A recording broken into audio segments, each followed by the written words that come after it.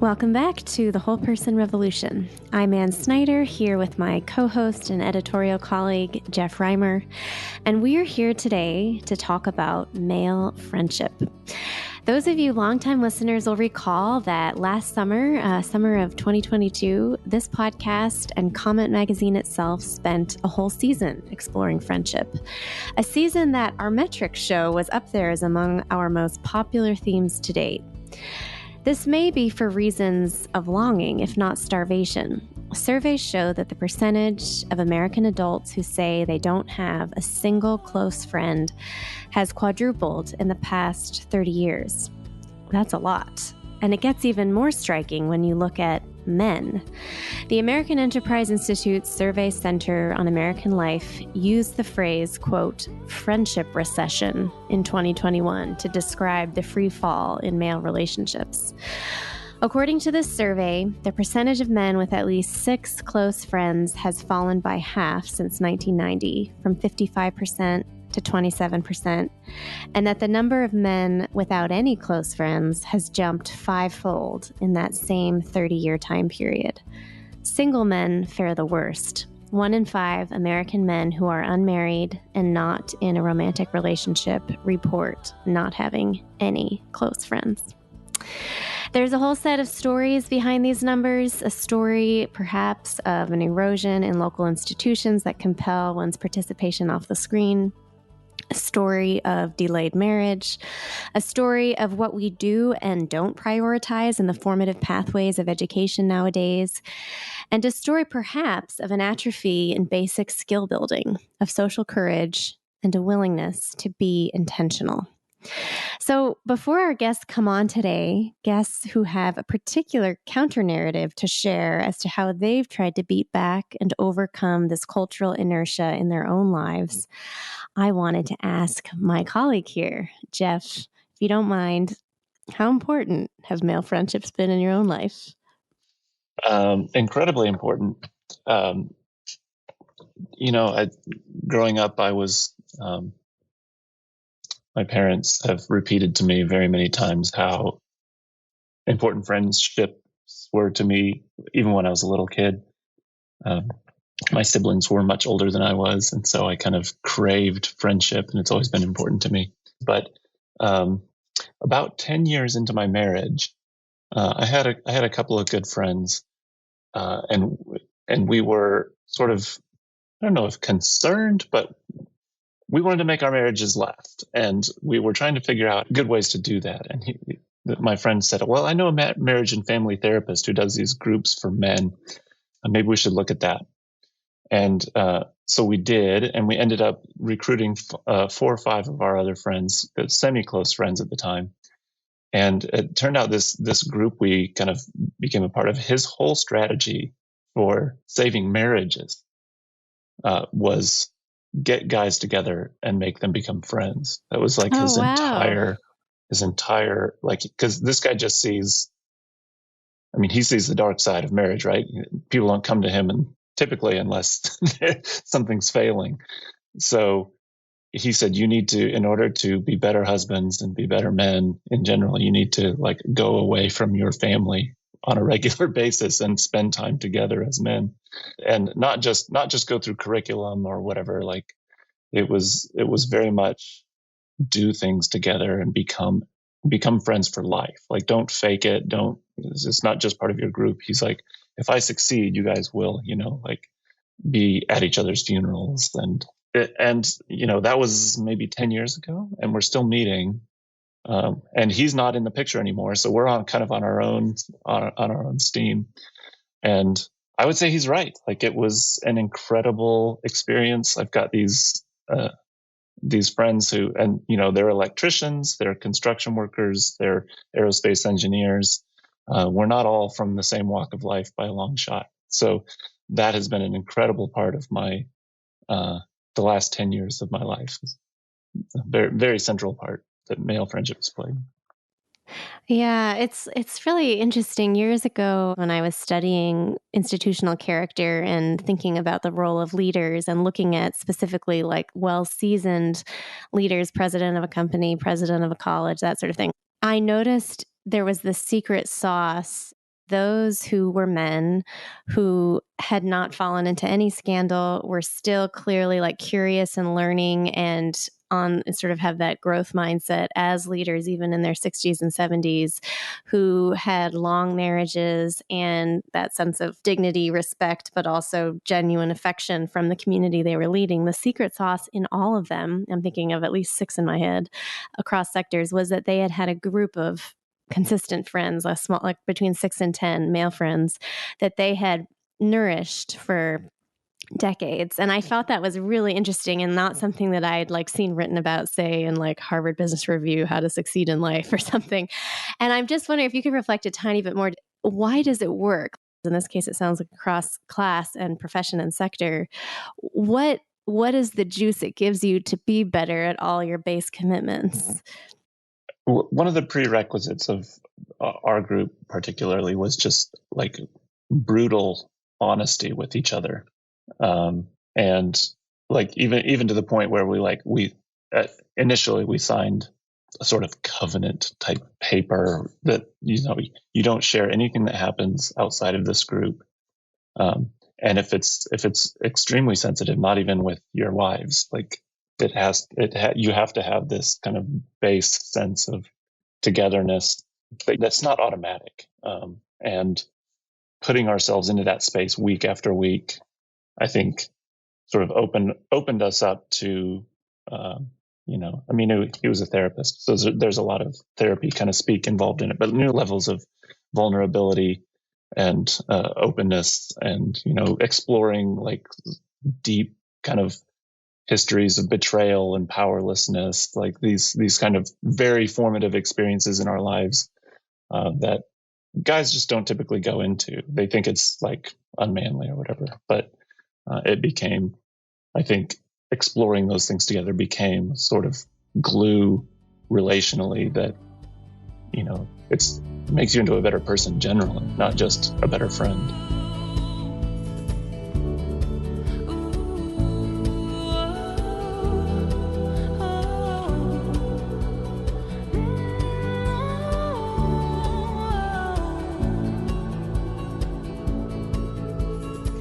Welcome, Dolph, Matt. We are here today with Dolph Westlund and Matt Ritsman, two guys who, their senior year of college, founded something called the Shade Partnership Fund with roughly 20 other fellow college seniors. Full disclosure, I went to college with these guys, Wheaton College in Illinois, and I got interested in this fund some years back. Not so much because it was a philanthropy pulled together by folks just barely getting started in their careers and income earning, although that commitment and active faith just impressed and intrigued me, but because the idea demonstrated an unusual prescience about the value of having a third thing, a shared project, a cause higher than self, beyond just friendship as conversation, that it seemed men in particular, in my observation, tended to need for friendships that go the distance. I thought the idea was unusually attuned to the realities of 21st century chaos and mobility and speed and just life's inevitable changes, both in the structure it set out to offer and in the agility it had in its DNA. We are going to learn about it here and hopefully all walk away inspired by the gifts of intentionality and structure, even when the gem at its heart is something as organic and even irreducible as friendship. Matt, Dolph, thank you for agreeing to share a bit about this community you've been a part of over the years. Welcome to the Whole Person Revolution. Yeah, thanks. Thank you. Happy to be here. So I'd love to know how you would describe the enunciation moment of the Shade Partnership Fund. How did it originally come to be? So initially we had a large group of overlapping friends in college, and there's guys who were close friends with each other, guys who lived with each other, but not all 22 of these guys were close friends. But there was enough overlap that we thought about what's going to happen after we graduate, where people are going to be moving across the country, across the world, that kind of thing. And there was a handful of guys who had a professor at Wheaton who they kind of brought this up to. these professors recommended, like, hey, you should start a charitable fund. You should start some kind of thing that is going to, drive friendships into the future, and it's going to give you something that you can be excited about, something that is worth doing, and is going to basically justify kind of spending that time, and give a reason to kind of maintain close friendship, and then also do something positive. So we all met together at one of our friends' houses in the northern suburbs of Chicago and kind of try to figure out, hey, is this something that people are interested in? Is this something that what does it look like? What would it mean to start a fund? How much money would we give away? Would it be a commitment of a percentage of our earnings? Would it be sort of a pledge that we would give each year? What would accountability look like? How often would we meet? That kind of stuff. And so that was something that we kind of ironed out at first in person. So Shade Partnership Fund now is going strong. What would it be? 16, 17 years-ish or so. What actually is it as an entity? Is it fundamentally a fund? Is it a mechanism for sort of moral and spiritual accountability? Is it just a unique container for friendships to go the distance? I think that when we originally started, we thought we were going to balance all three of those in this kind of perfect kind of triad of, friendship and then accountability and doing good, and then the doing good things, giving away money. And I think as it's kind of gone over time, the balance between the three has shifted back and forth, but the friendships have solidified as the majority shareholder in what the group is about. And that's the thing that's continued to sustain it, even if we haven't done accountability as well as we thought we were going to, or if the way we've given away money hasn't been as clear or clean or repeatable or impactful as we hoped it would be originally. I think the fact that the friendships are all there has kind of been what's really been the underpinning thing, and what continues to draw so many of us to participate year after year. Matt, as you all have presumably moved around the world and had families and also exist in this like broader changing orbit that we're all in, that where there's external forces like politics and sort of shifting meanings of the church and all these kinds of external things. Like I'm curious how you think about the role of SPF, which is not a sunscreen, through all that. I would say we've mellowed a little bit over the years.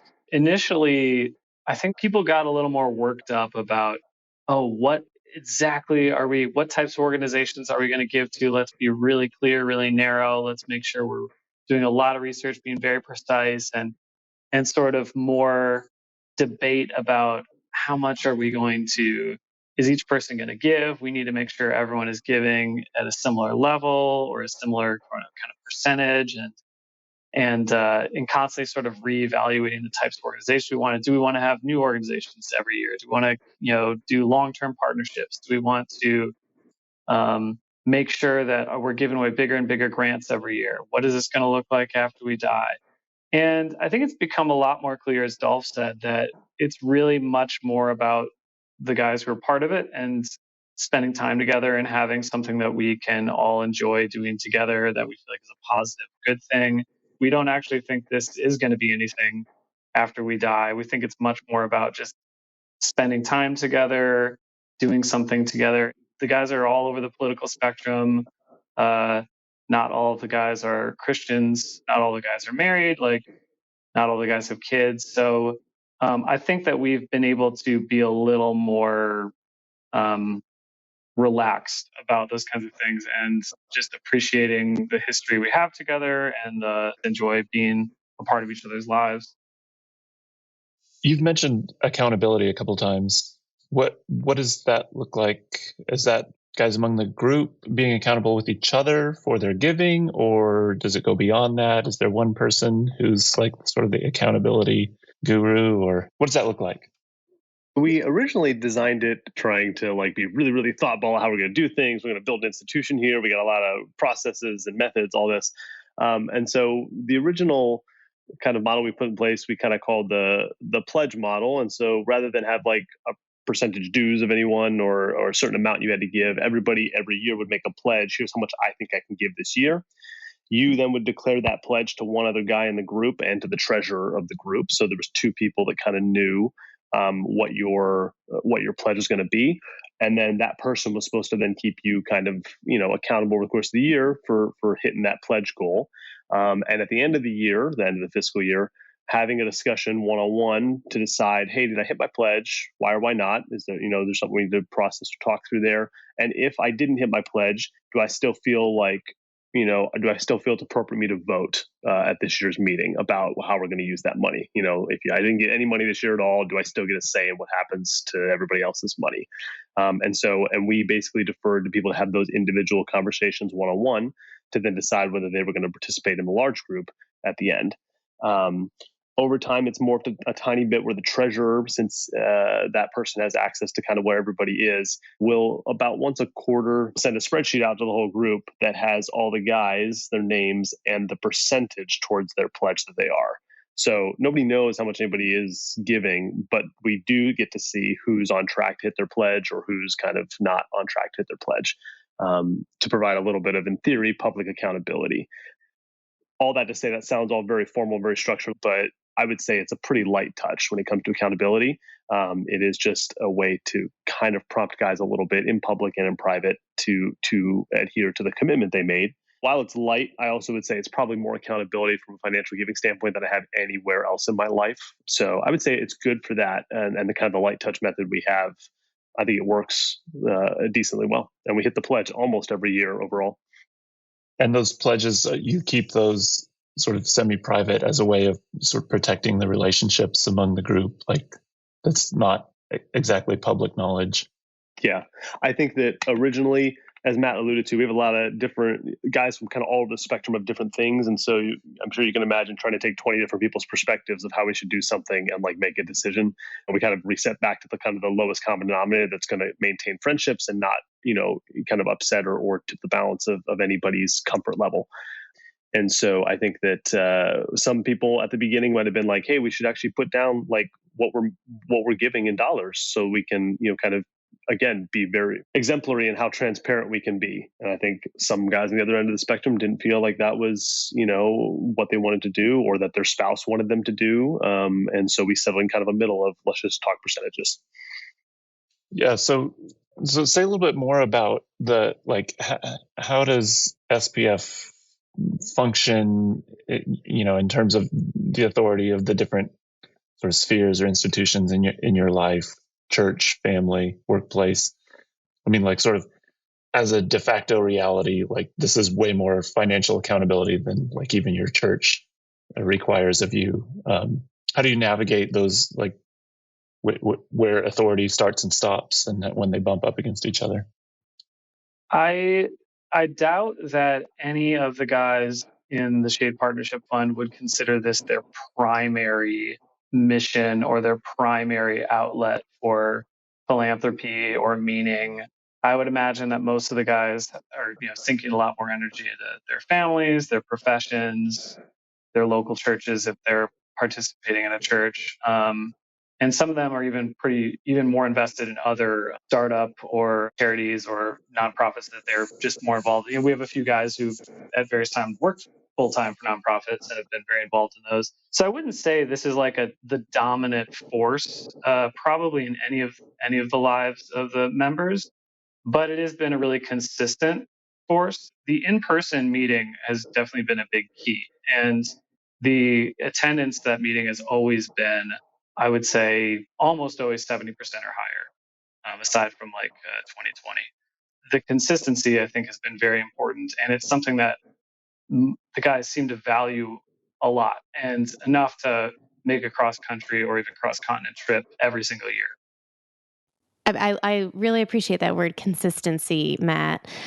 And I think that may be part of the secret sauce of this in our broader times is this notion of like accountability. I'm actually a little surprised that you all are answering purely in terms of accountability to financial giving. Back when we were 18, 19, 20, that word accountability in our kind of formation was thrown around a lot as something that's key to, quote, discipleship and what it means to be a true friend to someone else and hold them accountable to certain moral standards and a certain way of walking and pilgrimage. I would love to hear slightly more textured reflection on how we understood accountability, say, in a certain Christian college context at age 22, versus what that looks like when, to Jeff's point, we are responsive to these other places of commitment and authority in our actual adult lives, now nearing 40. I think it's a bit of a chicken and egg thing in that the accountability you're describing is a lot more nuanced and not so much an on paper type of accountability, and one that is absolutely present in SPF in multiple layers in different ways in different relationships. My supposition would be that accountability and that type of interconnectivity happens way more organically and probably pre-existed SPF and maybe stronger because of SPF, but is not necessarily a baked in element of quote unquote the institution of SPF. I think for me, as I've gotten older, accountability just really means transparency plus willingness to like adjust course based on what someone gives you feedback on once you've been transparent. And so I think that one of the things this group has done really well is because we know each other quite well from our kind of college years and then afterwards, guys have been pretty good about being open with one another, both in the big group setting and in the small group setting. And so I think that the answer to your question of getting at like, how is it forming other types of accountability? That's happening in low level subgroups of SPF. Those subgroups are still quite strong. And I know groups of us get together in those subgroups outside of SPF regularly. So SPF itself, the 21 or 22 guys, is one thing. And then there's a whole set of layers underneath it that underpin the strength of the group overall that have nothing to do with SPF itself. Yeah, I would also say the people I personally was close to, if I had to name the 5 guys I was closest to in college, the 5 guys I was closest to 8 years ago, the 5 guys I'm close to today, I don't think it'd be the same in any of those. Those relationships have continued to shift. I don't know if I've ever been a part of a community where 20 people collectively are holding each other accountable in like a big circle or something. Like, I think it's more natural to seek out the people who are in a similar life circumstance, have the most similar values, and kind of have more of that interaction. Yeah, like in little 1 or 2 or 3 person groups. So something we do each year at the annual meeting is we just go around. We break it up into 2 nights, and we'll just give each guy an opportunity to share 5, 10, 15 minutes about what's going on in their lives. And I think even just having the expectation that you're going to have to share something, I think is pretty powerful. There's not this sense of, judgment or expectation. It's just you have to just share something about your life. And I think that in and of itself has been a pretty great thing. I think, there aren't always that many people, maybe outside of my immediate family or church community, who would even ask me that question. And I would jump on top of that too, and that sharing time, and say, anytime that one of us is sharing in the group, I kind of assume, I know this is true for me, there are, you're giving an update on what happened in the past year. Over the course of that year, there were some of those guys that were walking day in and day out with you on certain things. So something you're sharing is well known to a couple other people in the group.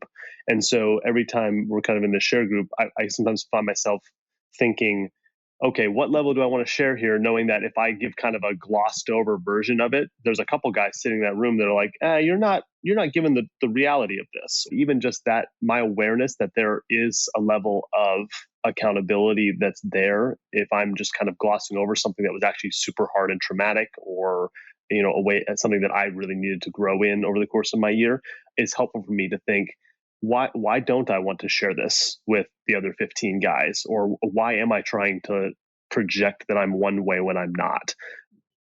Can you think out loud about the changing purposes, not just of Shade Partnership Fund, but what it has revealed about the shifting purposes of friendship decade by decade, or like throughout your life stages? I'm struck by how important it is just to have a continuity with my past and a consistency over time. And I'm amazed by how many friendships have endured just because people are willing to show up. Like I have friends from high school who weren't my closest friends in high school, but they've just, reached out, and they are now much closer than, people that I would have considered close friends 20 years ago haven't made much of an effort and haven't been present in my life. And so I don't have a relationship with them anymore. And people that are just consistent and present. And I think that's been a big part of it for me. Like, like Dolph said, it's not as if would say these are my 20 best friends in the entire world. Some of them I consider very close. Some of them, I would consider all of them good friends. But the fact that I just have a relationship with them that spans so much time and that is consistent has been pretty meaningful to me. And thinking about the group of SPF itself, I think I originally found it as a place to kind of to explore, to create, to build, or to practice trying to apply what we thought we had kind of learned in college. It was kind of like a bit of a testing ground, but with a group of people that you cared about, enjoyed, that you knew pretty well. That was just fun. And as the years have gone on, it's, for me at least, it's become more of a place to kind of to retreat to reflect in, to feel stuff, to laugh about stupid stuff. I was be careful about saying this, but SPF might be like the 2 days of every year that I don't feel the weight of responsibility for something, but instead can just kind of be with some people that I care about and just enjoy whatever dumb thing is going on or whatever football game we want to watch. It's a safe place that I enjoy being with people I love, without the drive to get something out of it or to achieve something out of it. And you said something about that in terms of how friendships evolve over time, that over time they become more about like, how are we advancing something that we're working on together? How are we project sharing or learning from something together? And I haven't seen that in the SPF space, which is really good and healthy to have a friendship that isn't about that in the space I'm in now in my life. Yeah, like a true oasis. This conversation we're having, as you all know, falls into this broader season that Comment is doing, and this podcast is exploring around all things gender. How do each of your wives view the Shade Partnership Fund more broadly? I'd love to know if you've ever thought about whether this same thought experiment would work equally as well for a group of women. Is there something particularly helpful about structure and accountability along the definition you named, Dolph, earlier, for men, specifically when it comes to sustaining this thing called friendship? So most of the guys are married, not all. And that has been an interesting thing over the years I think there's definitely been times where some of the spouses have gotten a little bit prickly about, really, you got to go on this guys trip every year? Is this something we need to do? Like, maybe, especially when children are young, and it's more of an ask to leave the 1-year-old and the 2-year-old at home for the whole weekend while you go hang out with your college buddies.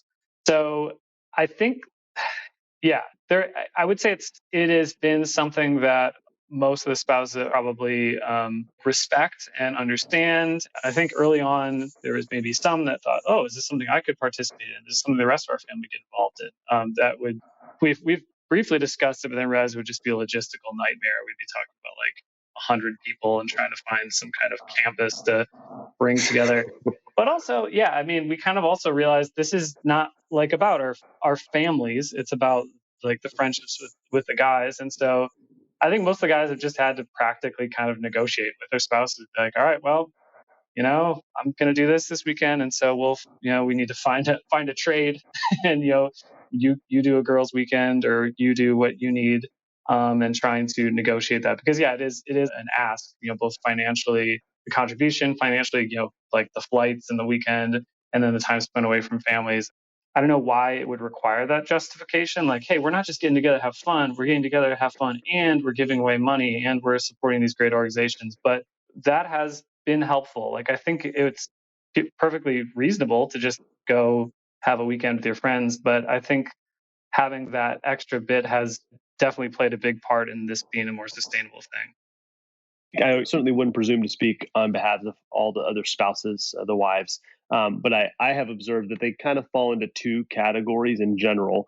There's about a third of the group maybe whose spouses either went to Wheaton with us or kind of know us from like the 1 or 2 early college years. And then there's a group that kind of joined a little bit later, or people that married in a little bit later. I think the perspective on the group there's probably a pretty clear line where the first group views this as like, well, this is a bunch of college buddies getting together. Whereas if you came into it later, a couple of years in, it's like, oh, this is an organization that gives away money. That's two very different views on what the point of the group is, and both are true, and neither is more dominant than the other. But I think that shapes the perspective of some, probably. I would assume it would. So I think as to the question of, would it work for women? I think absolutely it would work. I just wonder if it's as needed from a relational standpoint. I think women tend to just do better at prioritizing time together for relational development, and men need an activity or a purpose. I've been reading recently Chris Bruno's book, The Man Maker Project, which is about raising boys. And he defines in it 6 attributes of biblical masculinity, or things that he thinks the Bible speaks to in terms of what is a core element of what masculinity for a male should look like. And one of them is what he calls excellent action. And psychologist David Thomas calls the same idea purpose, that boys need this as they kind of grow into manhood. And I think that this is one of SPF's top contributions in my mind, is that it gives us kind of a purpose to kind of pursue with intentional action. And without that, it leaves just how committed am I to a relationship that is now across geographic bounds? I've got some people that live in Africa, some in Europe, some in Hawaii, some on the West Coast, East Coast. I mean, we're all over the world. But without that kind of commitment to kind of action and a purpose that we have as a group, I think that would just leave the relational bounds to be trying to pull people together every year. And I think for males, that's just harder, and more likely to crack over time. And so for me personally, it gives me kind of a compelling reason to, as Matt said, commit that time away from family when that is at an actual cost. But I have something that I'm clearly getting for that cost. And that's that relational time with my friends. Yeah, I think maybe one more thing to add is the realization that I think there might be some social pressure that for men, friendship requires more justification. I'm not sure where that comes from, but this idea that, investing in friendship each year, that's not enough reason. And whether that's like the men telling themselves that, or that's like their local, society telling them, but I'm not sure if that's the same for women, in 2023 as it is for men. But I think that helps. Like, we're not just getting together to hang out, because that wouldn't be enough. We're getting together to do something also. And then we get to hang out as like a benefit of the other thing we're doing. So yeah, that feels like there's probably something there. The cynical version is like we have to have a reason to hang out, and if we ever say hanging out is the real reason, then it becomes like it's not justifiable, but it always is the real reason. Well, it's sort of like sports, like how many, I mean, I have friends who I only ever get to go to sports, and I don't see them in the off season. And it's like, I'm not even that into sports, but it's just for that person, it provides the justification. We're going to watch a game. And it's like, I don't know why you need that. But like for other guys, like, well, let's just grab a beer. But for that guy, it's like the game is the driver, and I don't know why. Yeah, and I would say, Matt, I thought your observation is good, and I was thinking similarly. Like, if a close friend or my spouse, if Kate was like, "Hey, I want to spend this time with my girlfriends," I'd be like, "Awesome!" I wouldn't even ask another question about it. I would kind of be like, "Oh yeah, that's like that makes sense. Like that's what you should be doing." But I immediately feel a sense of needing to justify to others like why this thing, a friendship, gets into the stack of priorities. It could also be because women are just way better at getting things done than men sometimes. So they're already accomplishing so much that it feels like they've earned that right, and I haven't yet. So. Oh, Dolph, you're covering your tracks so wisely right now. Well done.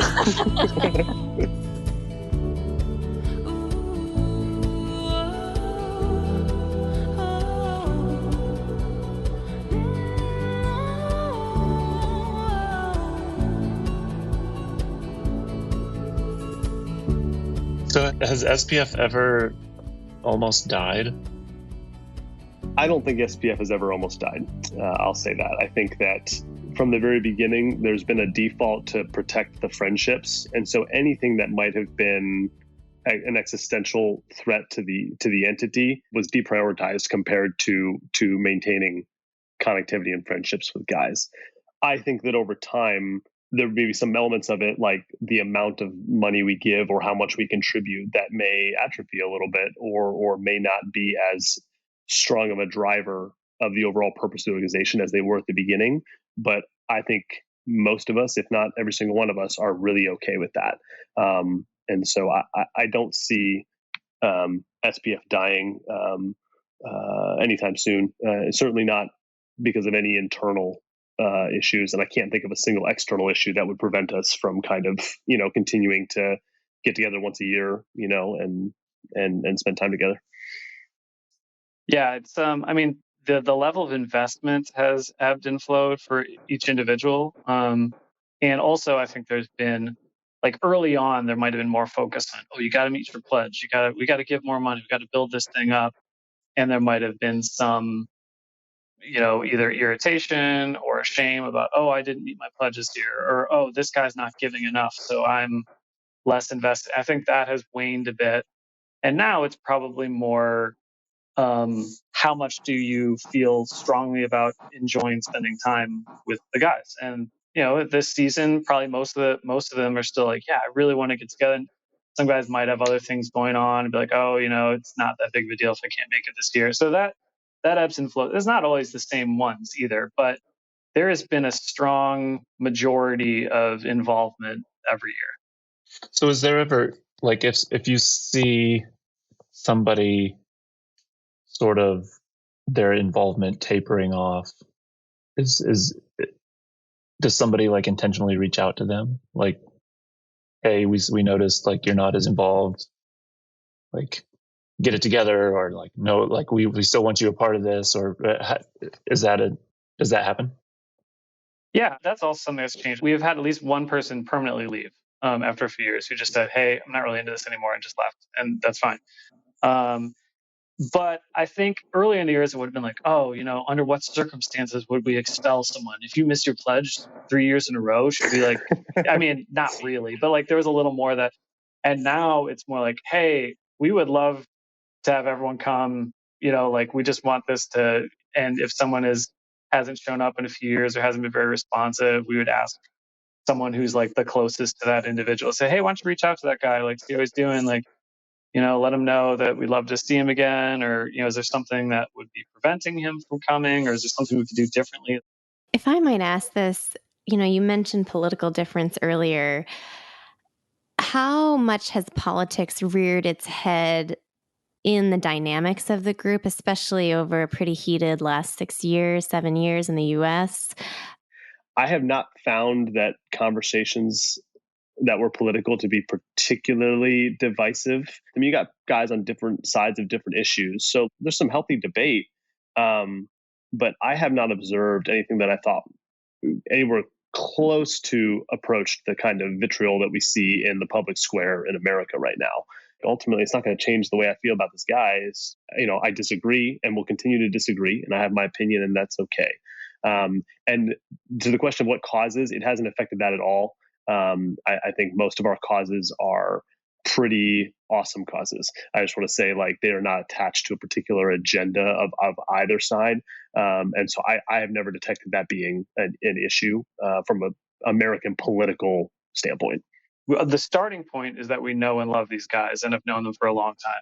He's my friend. Like, he cares about me. We've had so many memories. We've laughed. And so if there's a divergence on faith, on politics, on whatever, the starting point is that this is someone I know and care about and respect, as opposed to the focus being the difference. And yeah, there really hasn't been. I mean, and there's I would say pretty big divides on. Some of the guys have become very passionate about, like, kind of racial relations. Some of the guys are very passionate about the environment. Some of the guys are, have become passionate about, different, like, sexual orientation issues or church issues or whatever. But there's this core of pre-existing respect and friendship, so that we don't see someone as just, oh, that person is just someone who supports this candidate or just someone who's like obsessed with this cause. And it makes it a lot harder to dismiss that person because you know them as a three-dimensional human being who you love and respect. Thank you guys for peeling back the curtain on that one. We have just a couple parting questions. Say in marriage, if the husband dies first, women are known for actually getting on with things, and they find one another, and they have knitting circles and bingo, and they, I'm being stereotypical here, but they do okay a lot of the time. Conversely, if a guy's wife dies first, they don't do so well. They tend to either go shortly thereafter, and there is a little bit of that, like it's the impulse to just weave relationships with your own after your life partner leaves is tough. So I am curious, how do you think about the role or the shape of Shade Partnership Fund as a community of friends in 30, 40 years? I cannot say I've imagined it in the context of post-spouse and what it would mean. If I'm to believe the data, having more than, say, one or maybe even more than zero close male friendships puts us in a somewhat unique percentage or limited percentage of men, which is sad. And that being the case, I imagine that these friendships would be life-giving and sustaining, if I were to, lose my spouse. But I can't say we've imagined that as a group or talked about that at all. We have thought about the end of life of SPF, and that early on was a pretty intense debate, because I think some of us were like, oh, this is great, we're building an institution, we're going to leave behind a $100 million fund that's going to endow blah blah blah and whatever, we're building something cool. Other guys are more like, nah, let's keep this us, it's just us, it doesn't need to outlive us. And I think over time we've kind of, and the implication of those questions shapes our giving, because right now we basically we contribute, whatever we contribute, we give away half of it every year and save the other half in a fund. And then that fund is accessible, and then we give away interest from that fund, and over time we'll give away the principal. The question was always, what do we do with the principal? And so that principal balance has been sitting there and growing. And a couple of years back, I remember one of the guys who was the treasurer at the time laid out, like, look, here's the different giving models we could do. If we give away this percentage and save this, if we give away this and this, here's how much money we could save over time. And he put up these charts, and it was like, if we do this percentage, then by the time, in 40 years from now, we will have, $30 million or whatever the numbers were. I remember us all thinking like, oh, that's awesome. Look how well we're doing. Like, this is going to be so cool. And then he overlaid a chart of like the average male lifespan and the death rate of SPF over time. and you can see that, like, by the time we get to like 30 million, there's like 4 of us left. and so it was this very sobering, like, I think that conversation, and he did a wonderful job painting the picture, because I think that crystallized for the whole group. Like, the point of this is not, like, none of us want to think about when there's just 4 of us left trying to decide what to do with $30 million. Like, what we are enjoying and what we want is to be with our guys, doing something good together, and that's what it's about. It is not about what is there after we're gone. And so I think we've have changed our giving model a little to sunset. Yeah, I remember that meeting. It was sobering and clarifying. In the grand scheme of things, even if we really accelerate this is not going to be some type of transformative world-class institution. It's like, yeah, it's a meaningful amount of money, and that means a lot to the organization we support, but it's more about this community. And in terms of end of life, I don't know anyone, male or female, who has 20 friends from college who's 40 years old. I've never met anyone else in my life. I don't know that I know anyone else who has 10.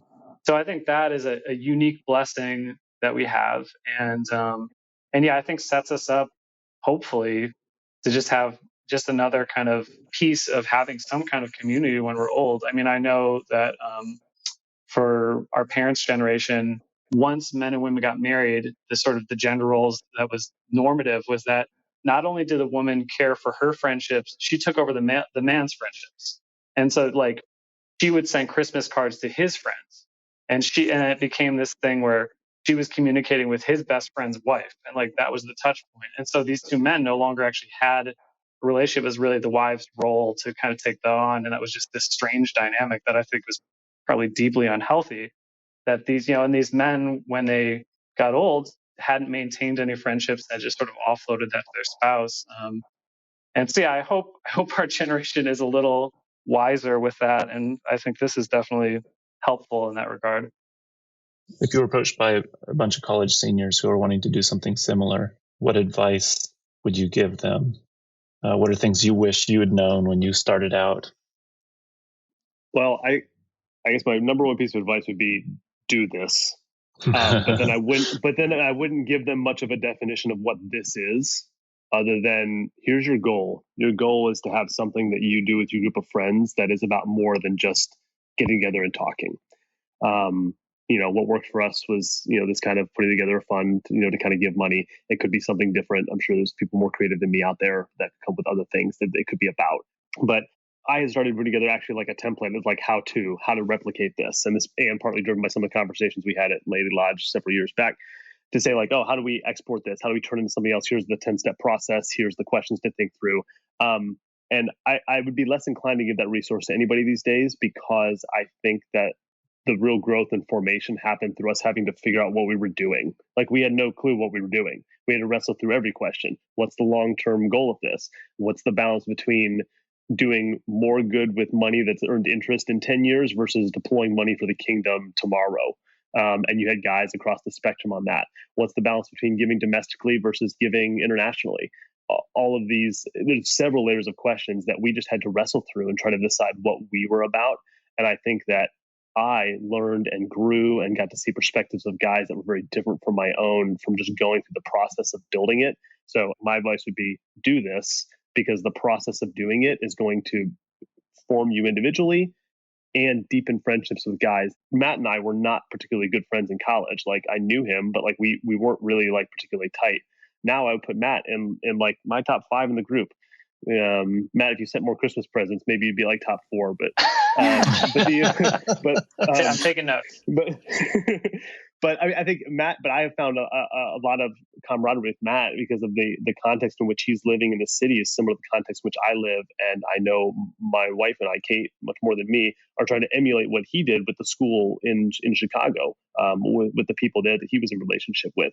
And so I would just say, like, you can't anticipate how friendships are going to change and grow as you go through the process of doing something like this with others.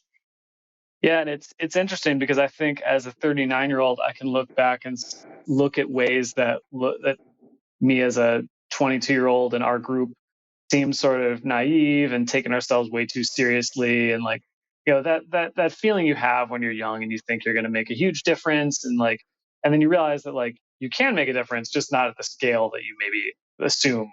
Probably a lot of it needs to be a little more humble, a little more small scale, a little more local.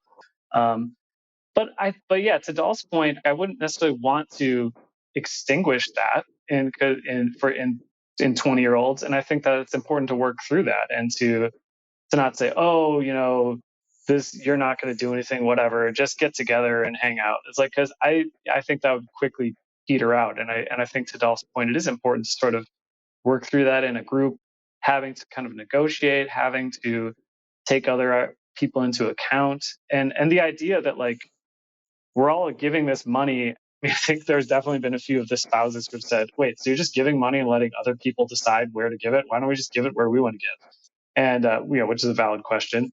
But that's been important in building trust in the group, is like letting these guys have some type of say over your finances is pretty odd, and not normal, and requires a lot of trust. And I think that trust has really grown a lot. I mean, there's definitely guys in the group who make a lot more money than other guys, and by and large, it's like they are just okay with that. They're like, hey, I'm willing to let this guy have an equal vote, even though I might give triple what he gives. And that I think that's really great that dynamic hasn't become more resentment. That seems like a big deal. Yeah, and I think getting that like, I don't think that just happens automatically. Thanks, guys. That's like a lovely way to end. If I could pop one last fire round question at you. What is the first word that comes to mind when I say Shade Partnership Fund? What has been the greatest gift of it in a word? I think I would say people, like being able to spend time in person with people who know me and care about me and are willing to consistently show up in my life. I would say brotherhood. Now I have some Alison Krauss song going through my head, Dolph, as a result of that word. No, truly, guys, thank you so much for sharing about this. It's a very unique thing. At the same time, it seems like it's a structure for such good normalcy that should be a part of all of our lives. All the power to you to have it go another 3 to 4 decades. Thank you. Yeah, thanks, guys. Yeah, thanks.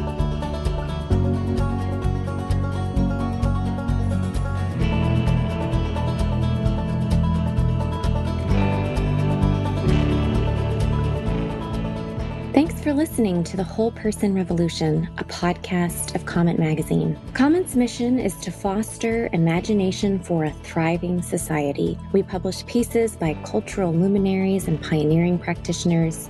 We produce this podcast and another, arguably still feistier one, called Zealots at the Gate.